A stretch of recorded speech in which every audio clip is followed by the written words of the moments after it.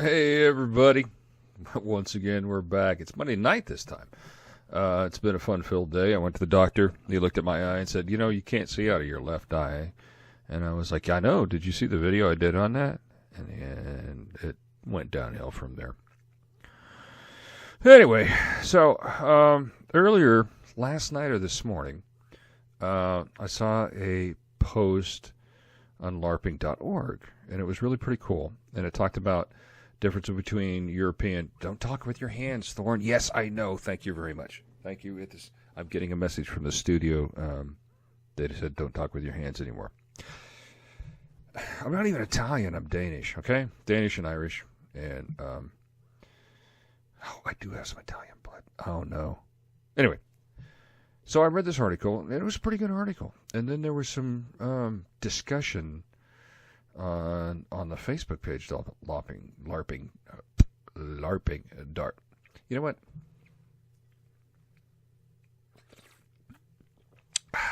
LarpingDart.org. Now, I read this a while ago. This has been out since January.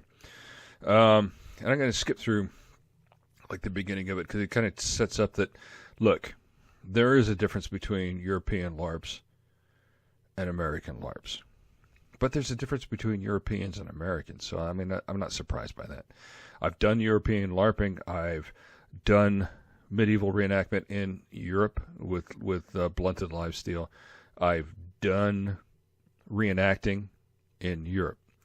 I've done all that here in the United States, with the exception of medieval LARPing with live steel, because it just wasn't done. But I have hit people with rattan swords a lot. So yeah, there is a difference. And Spencer talks about the diary of a Croatian LARPer who talks about how to be a good LARPer, good and bad points. And I thought that was really good. And scrolling down through here, don't play the mighty warrior. Play a warrior that is mighty. Yeah.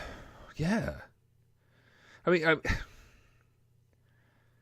not to sound old, but when you're younger, you think you can do everything. And you really can't. And then when you get older, you realize you can't do everything, but you know how to do it better.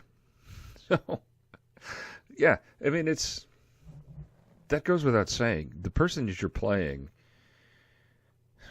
it is a reflection of you, and it's your interpretation of that persona. But not to be a dick.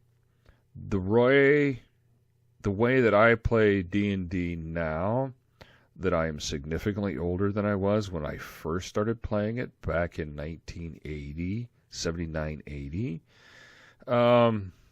is more to do with the experiences I have in the last, holy crap, what is it? 80, 90, 10, 35 years of doing this crap in one form or another. So I approach the role differently. Now, I see this with young LARPers all the time, and I see this with my kids, my sons, who I like to think that I have totally destroyed and corrupted, but have kind of taught how to LARP. They kind of went into it too. Because everybody does want to be the hero. That is what everybody wants to be. When you're 19 and 20 and 21 and 22, you do want to be that hero. That's your dream. That's not LARP. That's not anything else. That's reality. When I was 19, 20, 21 years old, I was a private and a young soldier in the United States Army, and I wanted to be that hero. And by God, I did my best to be that hero. Not knowing that it doesn't work like that. But don't stop trying to do that. Oh God, no, don't. I'm not telling you not to do that. But when you're playing a LARP, that character you do play is you. A reflection of you. And so don't, well, maybe do. I guess I'm torn on that. Maybe try to strive to be the greatest elven warrior there ever lived. You're not going to do it. but don't stop trying. Does that make sense? Oh, I like that. And don't label your character. We all label our characters. Actually, we had a rule, and this wasn't even LARP. This was the Army. This is in combat. We had a rule that everybody had a nickname because we had to be able to call you by something that nobody else would call you, and this was a survival, escape, and evade mechanism. But you didn't get to pick your own nickname. Everybody else got to pick your nickname, and it was hilarious. And you got to refute it, but if they didn't agree with it, you were stuck with it. I've been called a lot of things. and Thorny is the least of the offensive crap that I've had to deal with over the years. So I can live with that. And it's hard, I know. Okay, number 2, don't take a piss. And for you Americans, don't grieve. Don't worry about it. It's gonna get better. It's a goddamn game, man. Yeah, it really is. Now, that doesn't mean don't be emotional about it. That's fine. It's just don't worry about it too much. I don't want to find your character in a book. Yeah, that's going to happen. All right. As you get better at LARPing, you're going to create your own characters, and that character is going to take over. You're going to mold that character into who you are, or who that character is, your reflection of who that character is. So, yeah, but don't lift somebody directly out of the page. And, it says don't be a Legolas. Well, yeah, but you can use that role. You can use that guide to build the character you want to be. Just realize that nobody gives a crap whether you're playing Legolas or not. They want to play against you no matter who you are. So bring a little bit of originality to it. I think that's what they're saying here. Don't give a damn what really would happen. Yeah, trust me, you don't really. No. I've done a lot of different stuff over the years. Paintball, airsoft. Airsoft combat is probably about as close as you can possibly get, in my opinion, to put yourself into realistic combat, because it hurts a little bit. It's kind of like paintball, but the guns look close. However, there is nothing that will make you realize that, oh, fuck, this is real, than the snap of a bullet going by your head when somebody's trying to kill you. That being said, that's not what we're trying to do in LARPs anyway. We're trying to make it fun. We're trying to make it realistic, but fun. So, don't get wrapped around the axle. It's not real. It is a game. Yeah, sometimes you're going to lose. All right, let it go. Your character is not you in a fancy dress. Now, see, this is where I disagree. It's not you, but it really is you. It's your reflection of who that character is. I am not my character, Thorwald. But a lot of who Thorwald is based on my experiences in life in general. And how I respond to a lot of things is how I respond to things. But at the same time, Thorwald is a complete ass. And he does stuff that I kind of look at and go, oh, crap. All right. So nobody cares about your background. No, yeah, really, no shit. How much personal details do you tell about your own life? You don't. People just get to know you over time. You don't sit down and say, my name is Thorwald. I grew up in a small fishing village in the northern part of it. Maybe a little bit of that, but you're not getting into details about how your best friend screwed you over in marbles and now you hate everybody with a marble and kill them on sight. Nobody really cares. Let that come out as you're playing the game. But as you play a little while, you'll realize that kind of stuff too. You're not the Highlander. That's still on 2. How many 2s are there? There is an urban myth of the first Lord of the Rings game. Yeah, you're not. Okay, this goes back to make a character that's you. No one likes an elf. That is true. That's a true story. Nobody fucking likes an elf. All right. Unless it's really done well. And then nobody likes them anyway because they're elves. They're highly annoying. You are not your vet picks. You're not your skill list. You are not a fucking Lammy's gear. You are not unique. You are all singing and dancing. Shit, all this. Your skill sets. Blah, blah, blah, blah. No, I argue with that one. I disagree. I think that you are all that. You are exactly what your skill set is. You're exactly what your gear is, because that is the persona that your character is.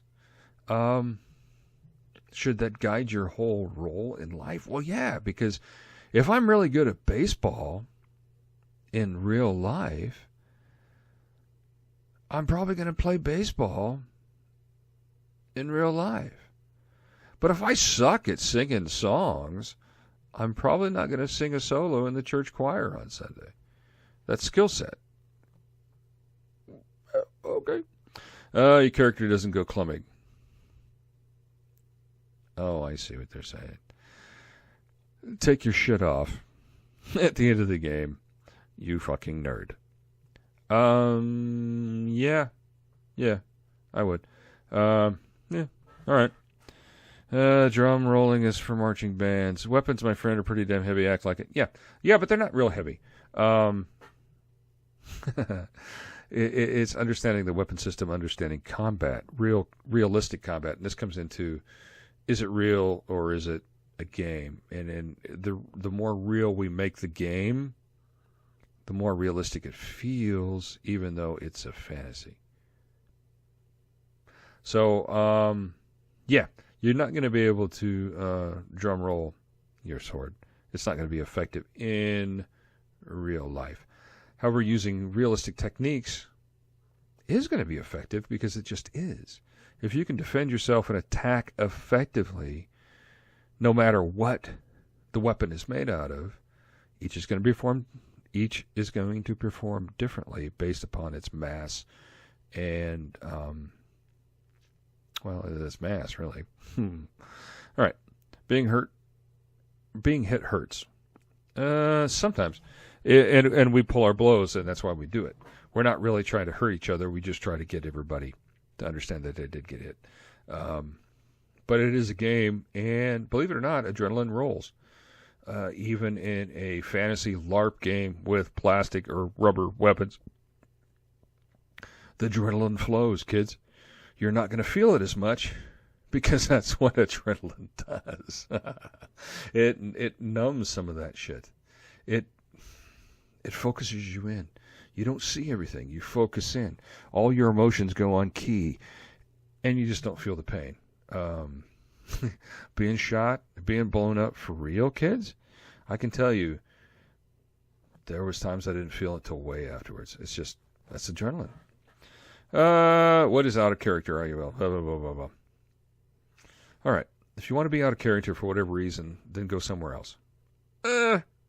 I would say that trying to stay in character is difficult, and falling out of character happens a lot of times. I try to stay in character a lot, but all my friends are kind of like me, and we are significant smart asses, and so there's a lot of Monty Python creeps in. There is a lot of the Blackadder creeps in. There's a lot of weird crap that creeps in, and so, don't take it too seriously. Don't take a piss. They only kill your character, get over it. Yeah, this is true. And in fact, most game systems, you come back alive, there's a good chance for it. My character, Thorwald, I've been trying to kill him off for 10 years, and the son of a bitch just won't die. It's not because he's good. Trust me, he's not. He has my skill sets, and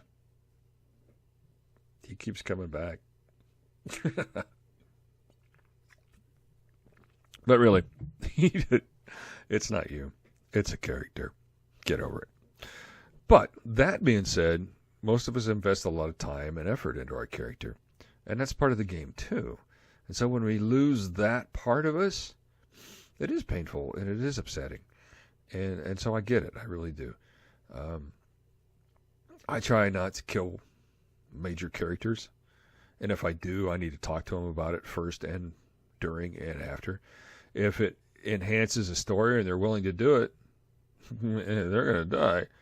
However, if it's a significant issue with them, that's something that you're going to have to work on person to person. Administration game, game leader, game controller, game DM, game owner to player.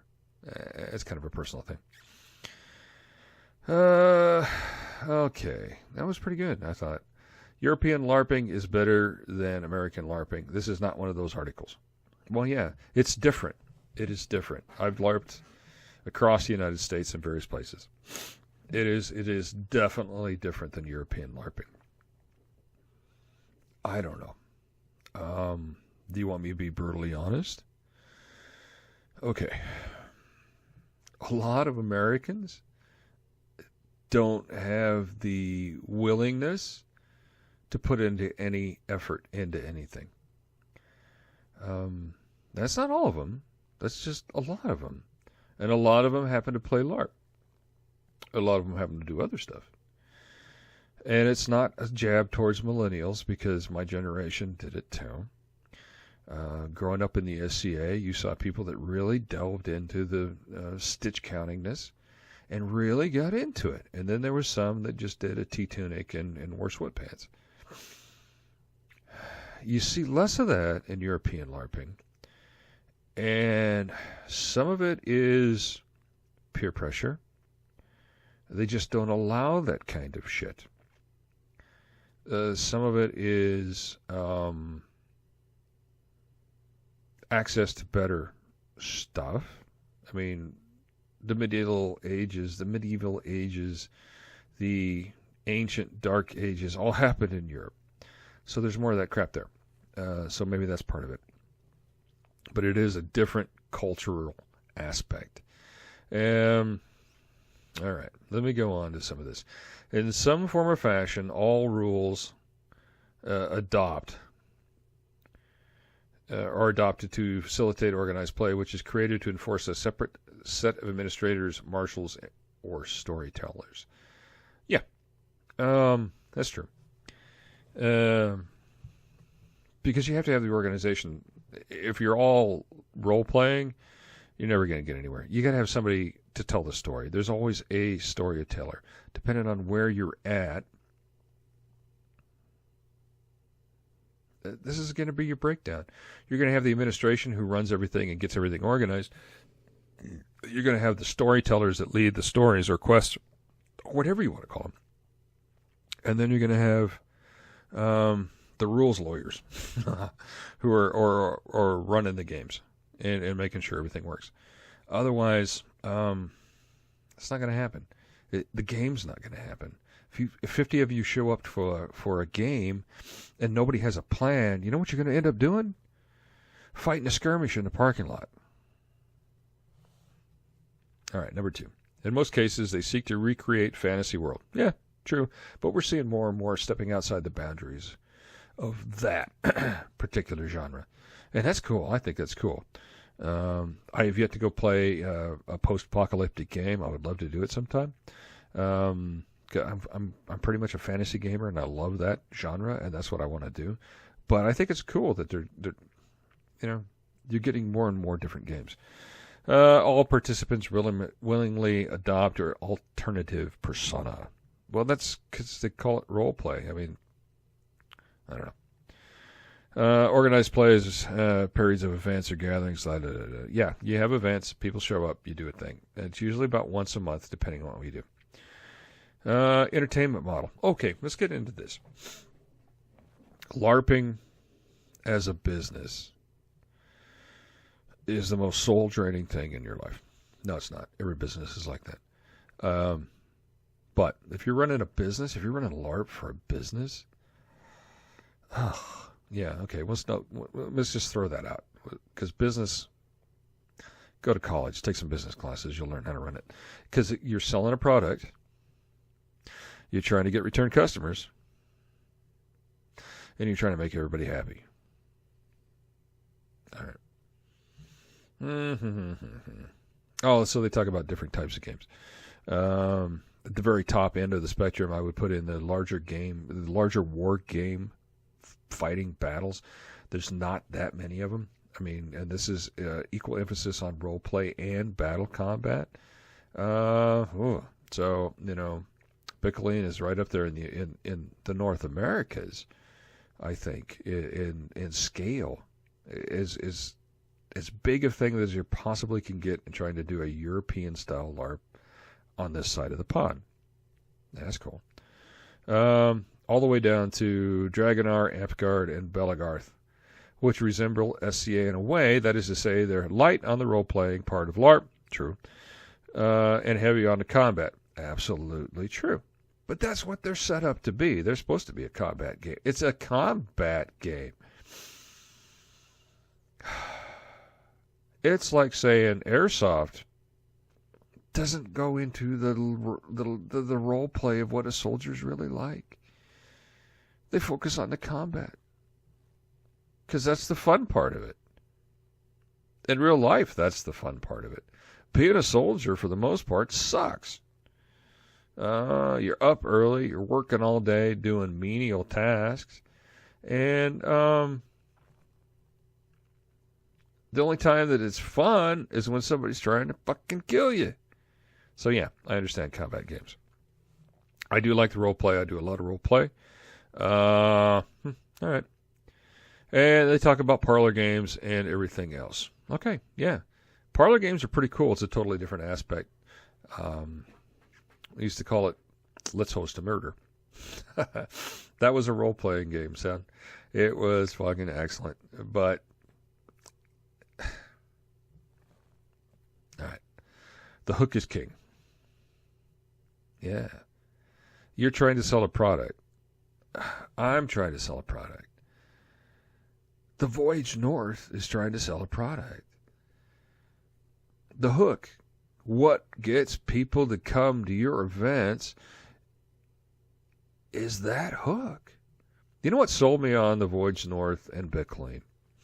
Now, I've been to some huge battles before, and I've played SCA, and I've been to Penzig. I know they hated P-word, but I've been to some of these huge battles. And you know what? That's what I missed in role-playing games. It's not that I just want to do combat. I want to have huge frickin' scale fighting, too. I don't do SCA anymore. It just doesn't do it for me. I do LARP because that's what I enjoy. I like the role-playing aspect of recreation of a persona. But at the same time, I love the combat. Now, the smaller one-on-one combats and the skirmishes that we do in our normal weekend games across the United States, 30, 40 people, sometimes less than that, is emotionally satisfying for me. However, the hook of Pickling is seeing 1,000 people on a side fighting in formation. Holy, you can't tell me that doesn't get your willies going. Because it does. Oh, okay. All right. Having written plot for 3 games now? 3 different gaming systems. My goal as a storyteller is to get you emotionally involved into the story. And I can't tell you how to do that. You just have to do it. That's going to be you being able to do it. I want my players to experience the life that I'm going to lead them through and be emotionally fulfilled during the end. It's going to have ups and downs. There's going to be tears. People are going to be pissed off at things that happen in game. Not because the game mechanics, but because the story is going to anger them. But at the end of that story arc, there's going to be fulfillment and happiness across the board. Otherwise, you're not going to come back for the next season or the next storyline. That's what brings people to the games, is that in-depth emotional connection to the story and to each other. It's role playing. but it's live action. We can sit around the table and play D&D, and we don't get that emotional attachment between the player characters because they're not actually the player characters. They're moving a little figure around with paper. But when you're actually out there doing it and it becomes you involved, that's that emotional attachment. That's what's important. That's what role play is. Okay. The no counter. They're talking about how the world should be bigger than just the player characters. The way he's saying is, the point is that things can and should happen outside of players' scope of reality. Yeah, it's the bigger world picture. They might not even know what's going on. Let me tell you about a game we ran. Players noticed things were going on. More orcs were showing up than normal. And the orcs were different. They had been changed in very, very subtle ways. And you know what? It didn't even show up in the first few encounters. In fact, it didn't really show up in the first game or two of the season. But there was something weird going on. There was a weird vibe going on. And as the game progressed, it got bigger and bigger and more and more. What the characters didn't know is there was a rift in the dimension. And stuff was spilling into our dimension, which was affecting the other things. And the orcs were developing a better culture. And they wanted to bring more of this in because it was making them better. Now, none of this came up in player character. None of this came up in interaction. But they were seeing smarter and smarter orcs, and stronger orcs, and more magic-using orcs. Not all of a sudden a level 150 level orc, but where they were normally dealing with level 5s, level 10s, level 15s. Maybe it was a level 20. And maybe it was like 5 or 6 level 20 orc clerics. Something's going on. What was it? So it took half the season before they realized that there was something big going on other than the other petty shit that was going on in town. There was still orc raids. There were still goblin raids. The neighbors were raiding. There was all kinds of other stuff going on. But the overarching storyline, they didn't quite see it at first. They had to find it because it's a bigger world. It was a bigger world than the characters knew about. At the end of the season, what they did didn't affect the overall outcome of the world events because it was a small town. But it did affect the player characters and their world, which then led into the next season. So, yeah. Okay. And then everything that we do, for the most part. And this goes all the way back to Dungeons and Dragons back in the 80s and 79. Hit points and skill numbers. I mean, I swing a sword. How much damage is it going to do? That's the first question when you show up at a LARP is how much damage is it going to do? I really do like the Biccoline thing. It's like, hey, one swing is a hit. And then you kind of base it off of that. And I like that. And it's what you can do. So there's not a lot of role-playing magic. And that's fine for certain games. Like Biccoline, that's the way it works. Other games, you have more magic, and that's fine too. Yeah. One of the first, and not the first, LARP rule set was the Alliance rule system. There's a great interview done with Mike Ventrella on LARPcast, where in fact he cited one of the main influences of the early Alliance rules was none other Dungeons and Dragons, and it still stands today. Inherently bad about this is how we desire to replicate magical swords, special abilities, and the like, has taken precedence over the end, which is good role-play and immersions. True.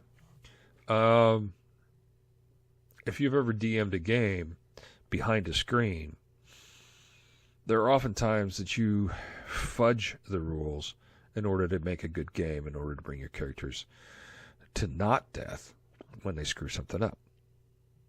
It's a storytelling again. It's that living the adventure.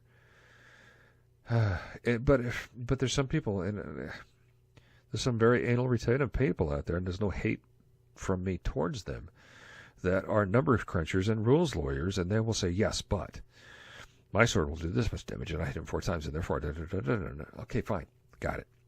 However, it doesn't lead the story on. We need to do something different. Okay. Cinematic approach, very popular, widely implemented in European LARP systems. It makes you wield the weapon as if it was real. Is it heavy? Yeah. If so, then swing it as if it was heavy. But see, that takes some effort on your part. And not to be slamming people, but it does take some effort. A claymore, a two-handed sword, is going to weigh more than a one-handed short sword. But you got to know that, because the LARP weapons that we use for the most part are not weighted realistically. And that's cool too. That's no problem with that. But until you figure it out, until you really do it, and this is my argument on some of this, until you really do some of this stuff for real with at least either blunted weapons that are the right weight, or with wooden wasters, or the carbon fiber wasters they get now that are close to realistic weight, you're not going to know how this stuff works anyway. Bottom line, find a weapons school and do some training. It will help your game. It will help you. All right. Okay. And then he talks about, well, look, some of us that want to play LARP really can't do this stuff. They're not physically able to do the stuff that I just talked about. Actually swing the sword, do this, do that. And this is live action role play. It's role play. So they should be able to do it. Anybody should be able to do this. If you're a quadriplegic on a motorized wheelchair, you should be able to come into any game and play. Because you're playing a character. You're not playing yourself being the character. You're not actually swinging a real sword. Okay? So, yeah. But at the same time, some of us are slightly bad at math. I hear that all the time, too. One of my favorite persons that play Dungeons and Dragons is Scott Kurtz. I love Scott Kurtz and Ben Wynn Bronze Bottom. But even Scott will tell you that he sucks at math. And even on the table, when he's rolling 10 D6s, he's going, Well, imagine somebody like that, and you're swinging 4s, or 7s. You're swinging a 7. And I'm like, well, I got hit twice. That's 14. And no, 3, that's 21. I remember this part from math. But when you start going, the numbers are taken away from the game. Yeah, okay. One of the ways that we got around that is when we initiated contact, we would tell them what we were swinging, and it was based on the honor system, because most of the time you're fighting against an NPC. We're not doing player versus player for the most part. So if I come up to an NPC encounter, and it's a bunch of frickin' orcs with swords, and the one guy says, coming up against me, I have a sword, I'm swinging a 4. It takes a little bit out of the game, but then he doesn't have to call 4 all the time. That works for us. Now, when I go down and play Nero, you have to call your shot. You have to call it every single time. And I sometimes forget about that, so I hit somebody 3 or 4 times. And then they'll kindly and gently remind me that you need to call that. I'm like, oh, yeah, okay, well, whatever. But I'll hit them a few more times. It doesn't bother me.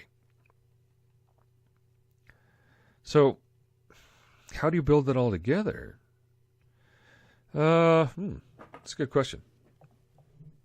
I don't like vocal damage calls.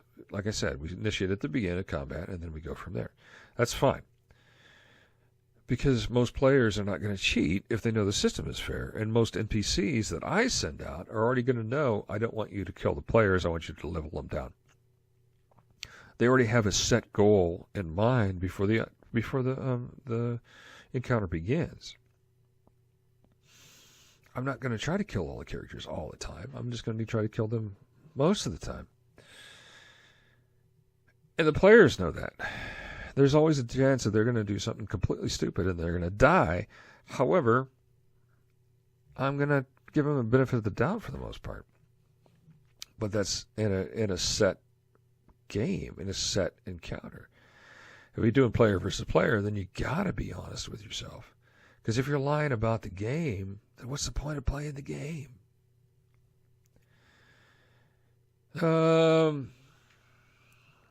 Strive for a system where special abilities are executed in some other way than vocalization. And I agree with that. I want to see that as much as possible. I want you to role play it out as much as possible. Some of it you're not going to be able to do, and I understand that. And we'll work around that based on a case-by-case basis. But I want to do realistic combat with magic. You know, until we figure that out, we're going to be throwing spell packets. No, I do. This is a big point of contention in American Larping is archery versus non-archery. Archery is a serious component to combat. By removing archery and replacing it with throwing a packet while you're carrying a stick that's shaped like a bow. Oh, please, people, really? I understand that I have to throw a packet because I can't actually throw a fireball. But if I can make a packet that looks a hell of a lot like a fireball, then I'm going to do that. At the same time, archery was a key part of medieval combat and fantasy combat. And so taking that bow away from me and replacing it with a packet kills it. And getting hit with a LARP arrow is not that bad. It really isn't. It hurts a little bit. Not that bad. You get hit in the nose, yeah, it's going to hurt. But you get hit in the sword with a nose, accidents happen.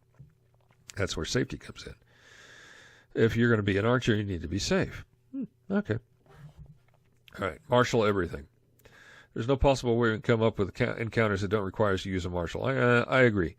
But I try to integrate that marshal into the encounter. Not so much as he's standing off to the side, whispering in your ear what's going on. I want him to be a part of that event, invisible as possible. There's a great scene in LARPs, the YouTube video, where the two-player characters are face-to-face and they're talking, and then here off-screen you hear this, "You are feeling dizzy." And then the camera pulls back just a little bit, and then you see the DM right here talking, "You are feeling dizzy." And then the player character is like, "I'm feeling dizzy." The funniest thing that I've seen in a while. Because it's true. And I wish we could get away from that. That is pretty funny. NPCs running around in Talberds is good enough. No, it isn't. Now,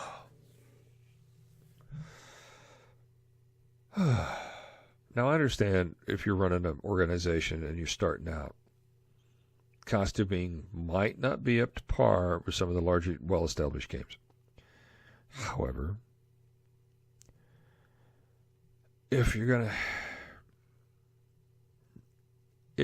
do costuming, it's not that much more effort to make a reasonable looking set of medieval-ish type clothing in about 4 neutral colors as it is to make a shit-ass tabard that looks like absolute crap. I can't tell you how often that I come up on a game and we come into an event and 4 people come up to me wearing black jeans, black t-shirt, and a red tabard with some shit on it. And I go, "The fuck are you supposed to be?" And they go, "We're red caps." It just, no.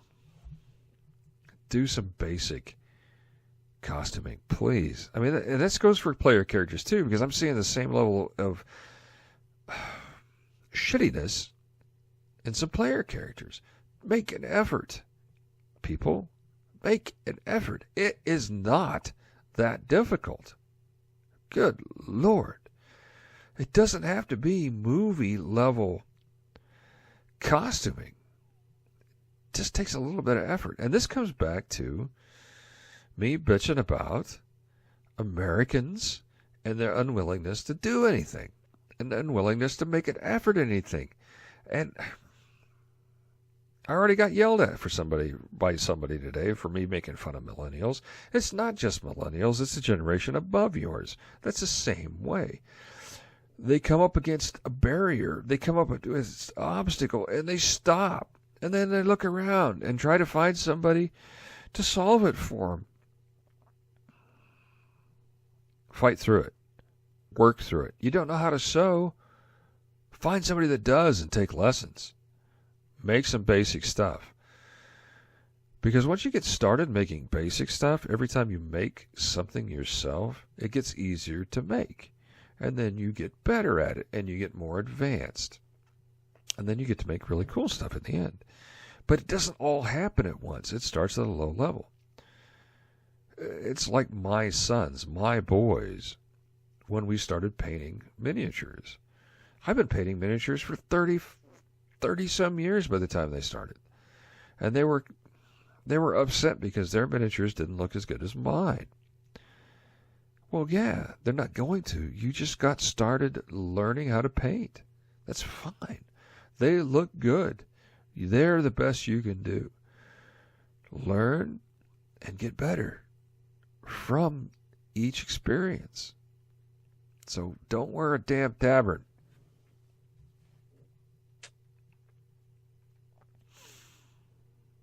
Learn how to make stuff on your own.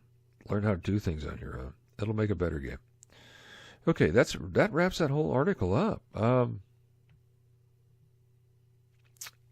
As a general rule, many larger American LARPs represent a monster NPC through use of a colored tabard.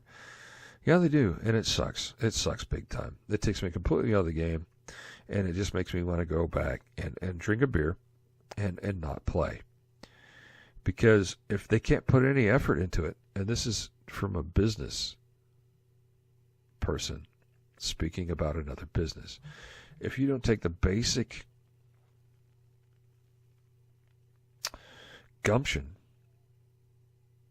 to create a decent product that makes me want to come back again, then I'm not going to come back again. Now, if you come out to our LARP that we play, it's a lower level game, but we're pretty vicious too. So our goblin makeup is pretty basic, but it's more than a tabard. And you can tell the difference between our goblins and our orcs. You can tell the difference between our orcs, goblins, and our lycanthropes. Because we put a little bit of basic work into the character. Into the NPCs. They are a character. They are there to drive the story along. So if there's just some guy in a tabard standing on the edge of the road, and when you walk up to him, he says, I'm a bunch of wolves, I'm not going to buy it. I'm not going to buy your product. So here's my rebuttal. I like the article. I really did. I think it has a lot of good points to it. And I think that Steve, who brought the article up on the Larping.org Facebook page, I thought it was great. Everything that he said is spot on. I disagree with some of the stuff, and I think we talked about it. I think that you are the character that you portray, but you're merely a reflection of that character that you have in your mind's eye. Your ability to bring that character to life is going to be based upon your own emotional experiences in life. And plus what you read and see in movies and television. And that's where we get a lot of our experiences anyway, especially in the fantasy stuff, is a lot of stuff that we see in movies we kind of want to do. And that's why we role play in the first place, isn't it? All right. Well, holy cow, we've gone on for about 45 minutes. Okay. That's it for tonight. It's getting late. I'll try to get this edited and put it edited. I'll try to get this edited and put on the internet. and we'll see how many people are pissed off about it. We'll see you guys later.